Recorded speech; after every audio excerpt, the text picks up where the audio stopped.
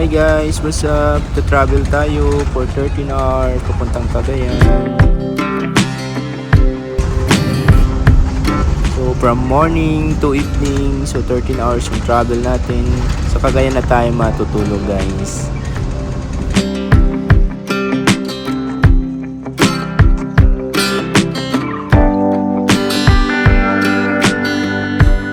So ayun guys, nandito na tayo sa Misamis Oriental.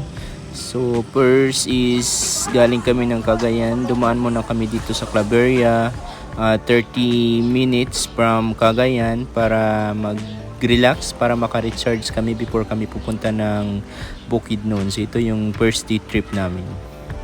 Hi guys, ganito lang kami sa Claveria.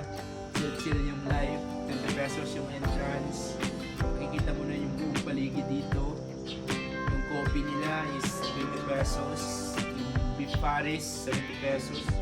Meron kang 100 pesos dito, ma-enjoy mo na yung view dito sa Claveria. Sa halagang 20 pesos na entrance mo guys, is ma-enjoy mo na yung buong overview ng Claveria na sobrang lamig. Siguradong mare-recharge ka.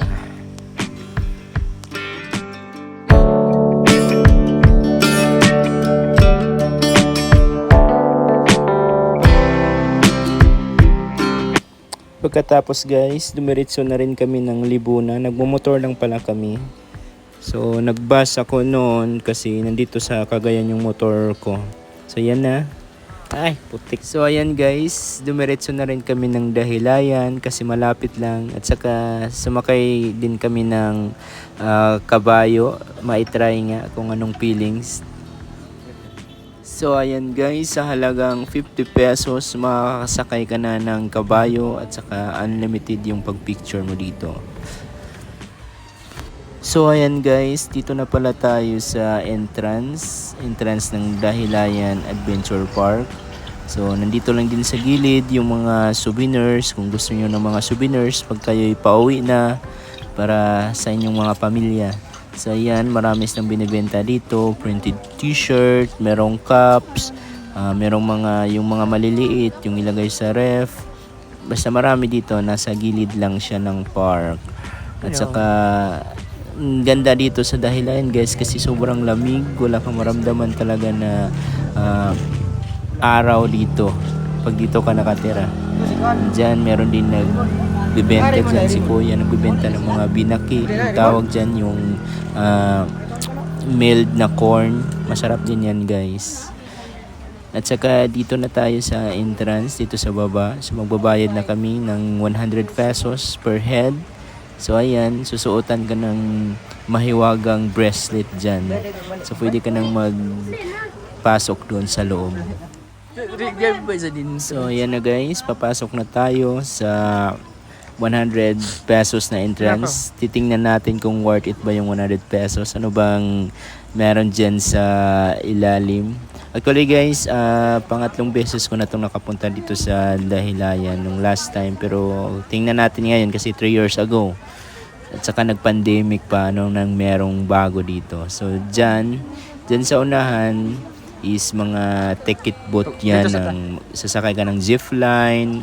Anong mga rides na gusto mo dyan, may ticket boat dyan nagpipila. So dito pa lang guys, sobrang ganda. Pwede ka na mag picture. Doon pa lang sa entrance, panalo na yung 100 pesos mo. Unlimited yung pagpipicture mo dyan, pang Instagram yan. So dyan, sobrang dami. I think hindi na namin mahabol yung oras kung sasakay pa kami ng zipline kasi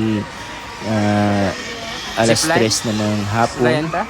Hindi na namin mahabol. Sobrang dami pang nakapila. 300 for one ride.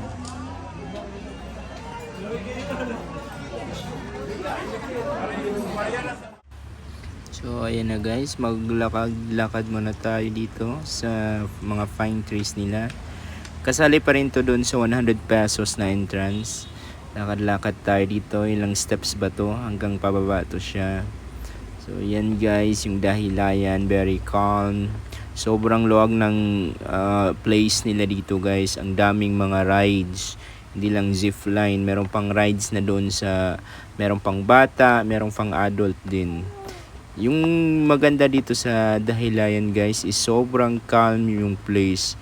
I'm very sure na maparelax ka talaga sa stress. Kalimutan mo yung lahat at saka labas mo yung pagod, stress dito. Ma-refresh ka talaga pag uwi mo dito. Galing dito.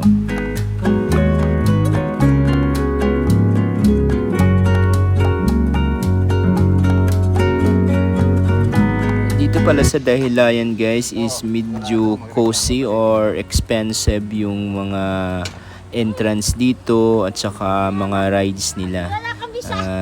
Kung may tipon ka, mas maganda yun. Meron kang extra money dito dapat kasi medyo may kamahalan yung mga rides at saka meron na din silang kainan dito guys sa taas.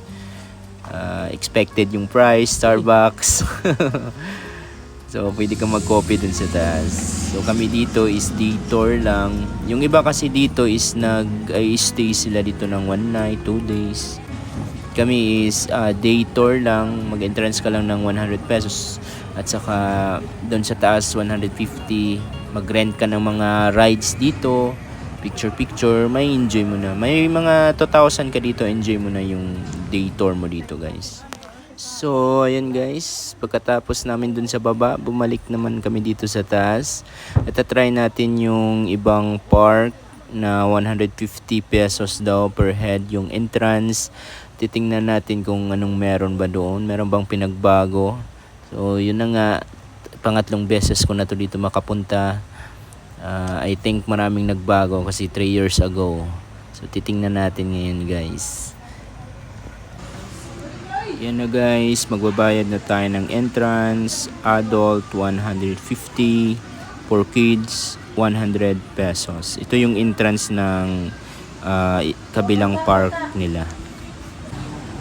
So yan guys, meron na tayong ticket. So dito yung kainan nila guys, banda sa entrance. Yan yung mga pwede kang mag-coffee, pwede kang kumain ng meals dyan. Open yan AM to PM. Buka ko na pwede tayo pinin yung baggage tayo. Hindi kasi makakasapos mo daw.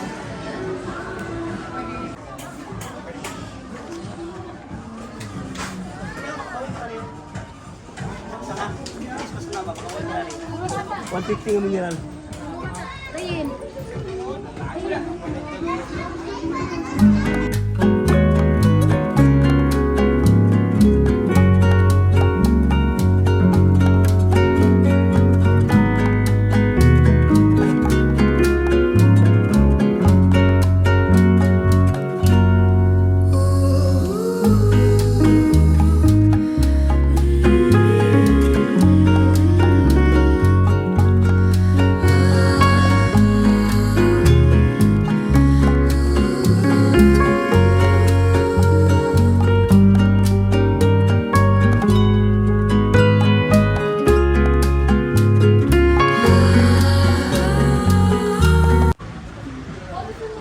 Yan guys, sa gilid meron silang pangbatang slides. Pwede rin matanda mag-slides dyan.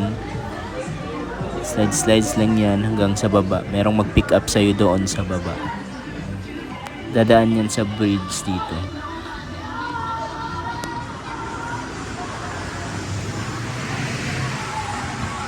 So sa halagang 250 dito sa Dahilayan guys, pwede ka nang mamasyal lang, mag-viewing lang, day tour.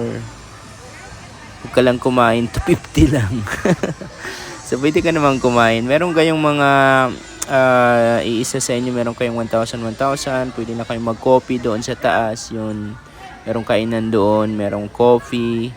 At saka importante dito is makapag-rides ka. Kung di kaya sa budget, pwede lang naman maglakad-lakad dito. May enjoy mo na yung place. Sobrang daming mapupuntahan.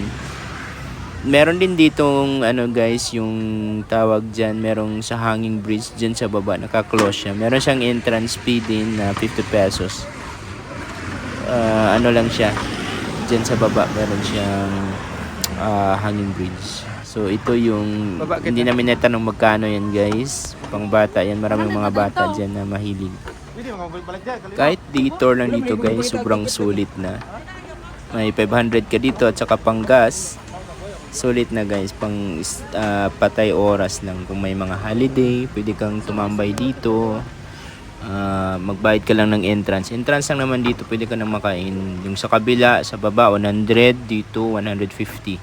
Kahit wala ka ng pang rides, pwede ka lang naman dito mag lakad-lakad. At saka, of course, kung gusto mong uminom ng coffee, dun sa taas, meron. Ito yung sinasabi kong hanging bridge guys, 50 pesos. So, ayun guys, yung day 1 tour namin dito. Morning, pumunta kami doon sa Claveria View Deck. Coffee kami at saka breakfast. Mura lang yung pagkain doon at saka 20 pesos lang yung entrance. Tapos mga 10 AM bumiyahe kami papuntang Libuna. So dumaan pala kami doon sa Kamaman-an doon sa kabilang side ng Cagayan de Oro. So hindi na kami dumaan ng Puerto guys. Dumiretso na kami dito sa Libuna. Hindi na kami dumaan ng Manolo para mapadali yung travel namin. So abangan niyo yung day 2 tour namin sa Bukidnon. See you guys!